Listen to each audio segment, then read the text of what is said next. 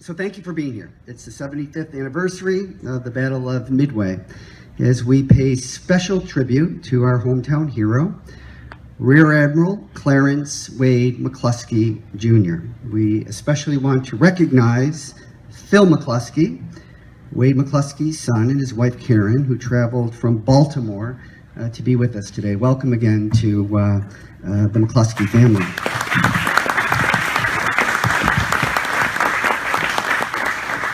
Lieutenant Commander George Walsh, now retired, World War II Navy dive bomber and author of The Battle of Midway, Searching for the Truth, and his two daughters from his home in Darien, Connecticut. Lieutenant Commander Walsh, thank you and welcome to Buffalo. Before Congressman Higgins took the plunge into politics, he was a history teacher. And I've never heard any reports about whether he was good or bad. But I'll tell you, when you compare what you learn in class and in high school and college about history, compare that to listening to someone who was actually there and did it, it's just the contrast is remarkable. Thank you very much, Commander Walsh. We are so proud that you're here.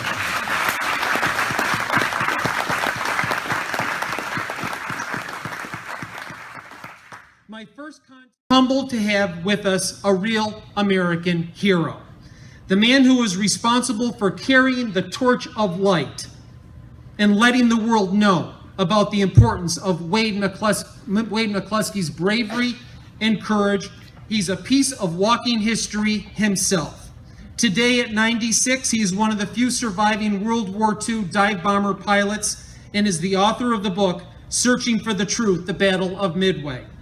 His combat missions are legend now, flying from the decks of the Ticonderoga and Hancock carriers. He flew against Japanese warships and targets in the Philippines, Formosa, Hong Kong, Okinawa, Iwo Jima. He also participated in the first carrier attacks on mainland Japan.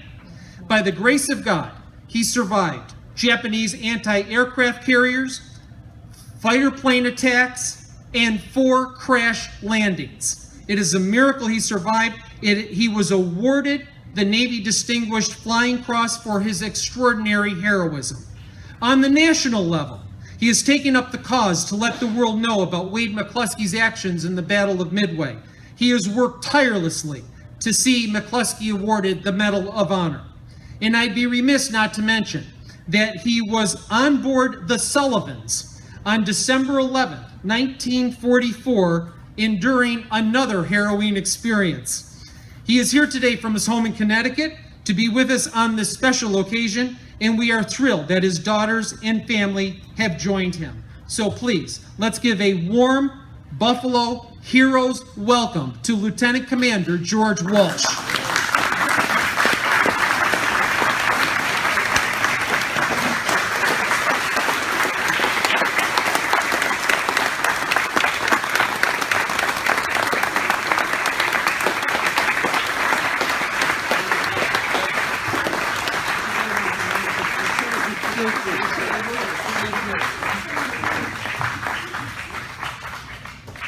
Good morning. Can everybody sit down, please? Yeah. I hope I'm among friends. But the previous speakers have said so much, it doesn't leave much for me. And I would say, listening to what they have, regardless of what I have on paper here, that it's just the beginning.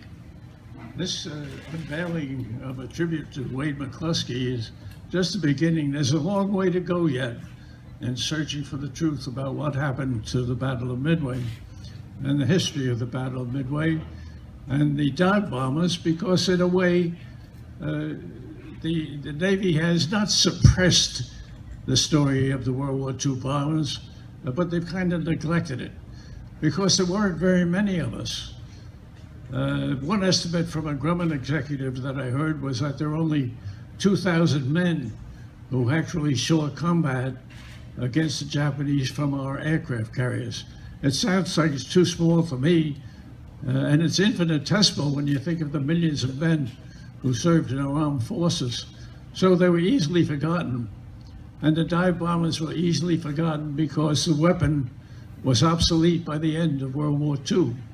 It was replaced by rockets and guided missiles. But let me get to my prepared sheet here. I've got 3 messages to put across to you. The importance of the Battle of Midway has long been underestimated by historians. 2, history has neglected the importance of the dive bomber over the years. And 3, history has underestimated the importance of the contributions of Wade McClusky. Going back to item number 1, if we had lost the Battle of Midway, it's possible that we could have lost World War II, because the Japanese would have been in complete control of not just the Pacific Ocean, but the Indian Ocean. Their raids in April 1942 had driven the British Navy out of the Indian Ocean. And a victory at Midway would have then given them a free hand in both oceans for a long period of time. Our Navy was handicapped by the fact that we did not have torpedoes that worked. The 12 submarines that were deployed at Midway across the line of attack of the Japanese fleet contributed nothing to the victory because their torpedoes did not work. The only submarine that attacked, actually, the Japanese carrier Kaga, had its torpedo hit the side of the ship, break up, and sink. Our torpedo planes did not have workable torpedoes. The only weapon we had that worked were the dive bombers in the air and the Marines on the ground. When we had ship-to-ship engagements against the Japanese, as in the Battle of Java Sea and Savo Island or Tasafranga, the Japanese ships completely outfought our ships. For one thing, they had an extremely powerful torpedo named the Long Lance, which could travel at 50 knots and go long distances, whereas our Navy was handicapped by the fact that we were still using torpedoes based on World War I design that traveled at only 30 knots. The Japanese ships could just turn tail on the torpedoes and outrun them. But the torpedoes didn't work when they hit anyway. Now, if we had lost the Battle of Midway, we would have closed the Indian Ocean to Lend-Lease support of the British at Suez. We would have lost our support of the Russians defending Stalingrad. We would have lost our support of Lend-Lease to the Chinese through the Burma Road. The Lend-Lease routes went up through the Indian Ocean to the British at Suez, to the Russians via Iran, and to the Chinese via the Burma Road. In the opposite direction from the Middle East came the world's oil tankers, which supplied U.S. industry. Our U.S. industry and munitions outfits would have completely lost access to Middle East oil. With these handicaps, the war would at least have been prolonged and might have been lost, because we would have to defend ourselves at the West Coast. If our carriers were sunk at Midway, and they would have been if it had not been for the actions of McClusky, we would have been back defending San Francisco. And the Japanese would have been free to link up with the Germans. A link up with the Germans and the Japanese at Suez. Of course, Churchill, to claim that this was the lowest period of the war, the most dangerous time of the war, was in the spring of 1942, just before the Battle of Midway. The Russians would have been subject, perhaps, to an attack by the Japanese troops in Manchuria. Russia would have found themselves defending 2 fronts, the Eastern Front with Germany and the Far East Front with Japan. Russia would have been so severely weakened without Lend-Lease and with the Japanese threat that it's quite possible that the British and the Russians would have been defeated by Hitler and Japan before we could mount our attacks in 1943. We had workable torpedoes in September 1943, a year and a half after Pearl Harbor. Our Essex-class carriers were due to come on production in 1943. But not only the ships being launched, we also had to train complete crews, which would have been lost at Midway. There would have been no survivors if the Japanese had conquered and sunk our carriers and possibly our supporting ships. In that interval between Midway and well into 1943, it's possible that Britain and Russia would have been defeated by the combined forces of the Germans and the Japanese.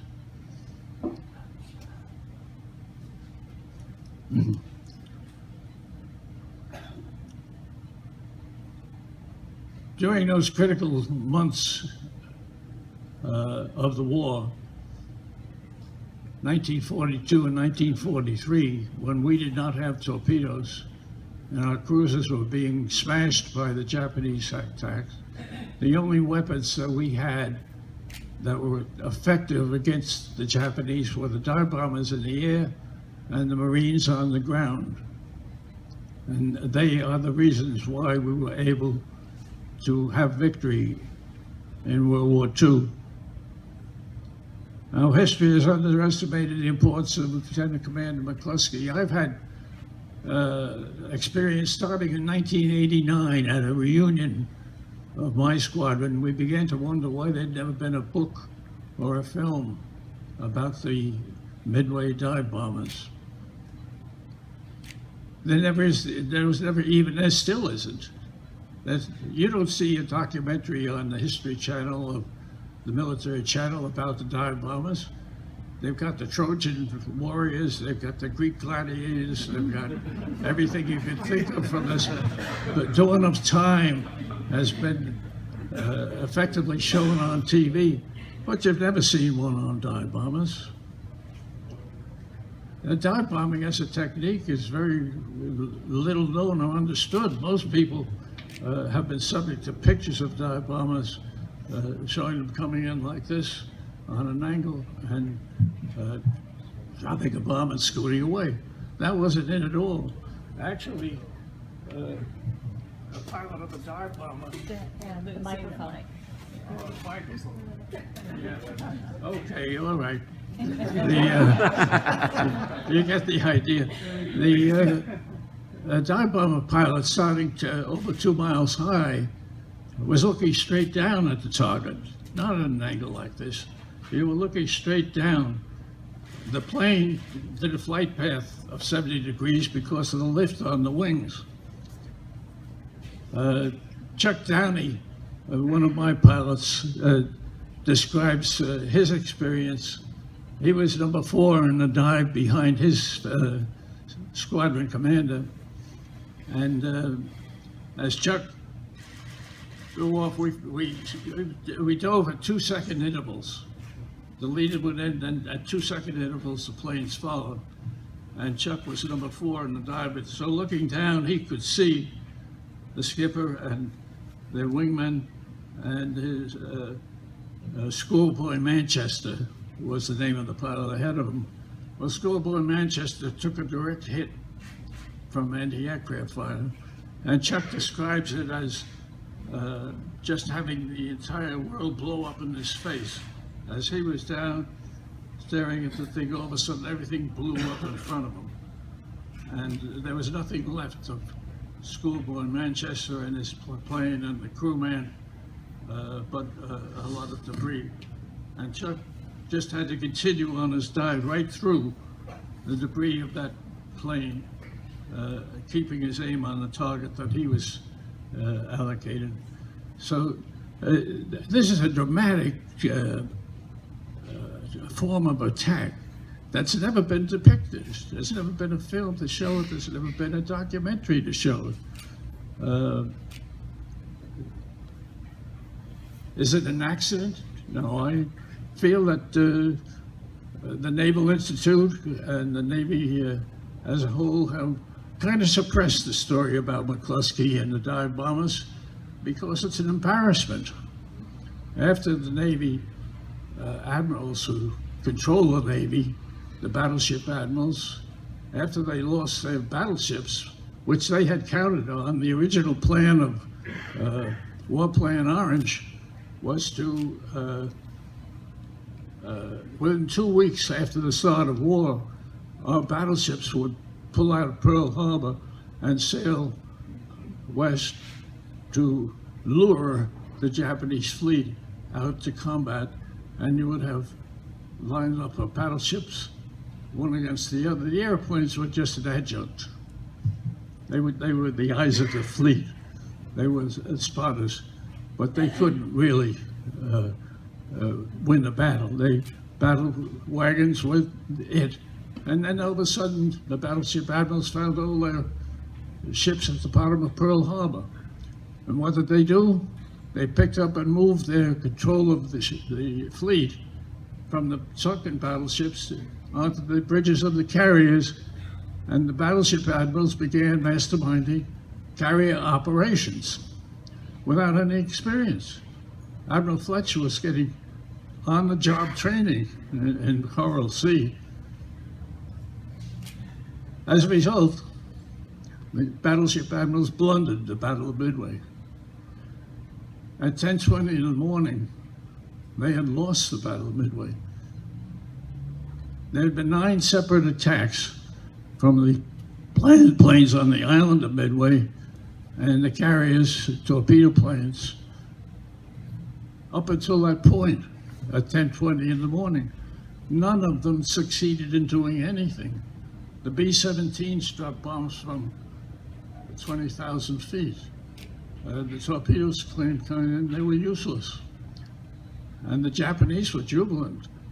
They had turned around and they were within 5 minutes of launching their attack on our carriers, which were at that point within range and helpless, and they would have wiped them out. And it was McClusky who insisted on pursuing the Japanese fleet beyond, bringing a squadron almost to the point of no return.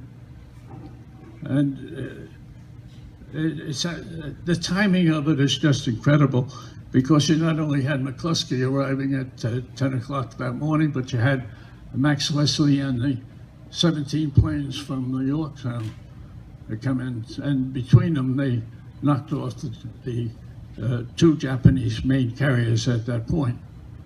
And then they got the 3rd in the afternoon. So that part of it is underestimated. The McClusky contribution was far greater than most people realize. And it's still being criticized. It's being criticized in this new book that's out by a biography of Dusty Kleiss, who was one of the pilots at Midway. I've got a copy with me here of Naval History magazine. The current issue is their 75th anniversary of the Battle of Midway. There's nothing in the Naval History magazine about McClusky, but they devote 6 full pages to Torpedo Squadron 8, which contributed nothing to the victory. So the suppression of what really happened at the Battle of Midway is still going on. I guess the point I'm making is that although we have reached this step of honoring McClusky with a statue, it's only the beginning. There's a lot more to be told about the Battle of Midway in searching for the truth. So I'll let it go with that. I appreciate all the kind words from Lee and Brian and Susan, and thank you very much.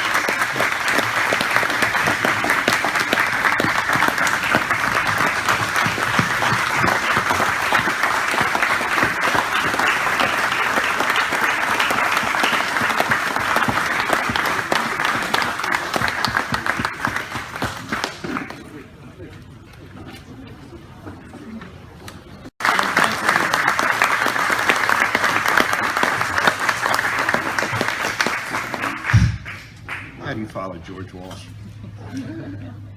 First of all, I would like to thank the city of Buffalo for the warm welcome they have given my wife and I. We've never been here. It's a beautiful city. We are quite overwhelmed. I would also like to thank Donald Alassi, I hope I'm pronouncing that correctly. Congressman Higgins, thank you very much for the flag. I wasn't expecting that. Senator Jacobs for all his work. Lee Simonson, we've been talking via email forever. And of course, Lieutenant Commander George Walsh, who's, if anything, is persistent. My father was a quiet man, a few words, and I intend to be the same. Growing up, Wade McClusky was my dad. He coached lacrosse. He spanked me. I knew he was a naval aviator. I knew he was a naval officer. I knew he'd been in World War II, and I knew he was in some kind of battle called Midway. That was no big deal to me. All the fathers, or most of the fathers, were naval officers, World War II veterans. Were active duty people growing up with a naval officer for a father. So it really didn't dawn on me that he was anything special. It wasn't until I was much older that I realized the significance of this. My father preferred to talk about his early experiences as a naval aviator in the 20s and 30s. He rarely talked about Midway. He was a member of the 9 High Hats, which was the Navy Precision Flying Squadron that flew in Cleveland Air Shows, Cleveland Air Show, Cleveland Air Races. They were the forerunners of the Blue Angels. He talked about that. He talked about his experiences as a midshipman. He even talked about his experiences growing up in Buffalo. When I played football, he helped me learn to pass. He was the quarterback at South Park. So I didn't know a whole lot about it until I was older. When he did talk about Midway, it was just facts. He told of his timing.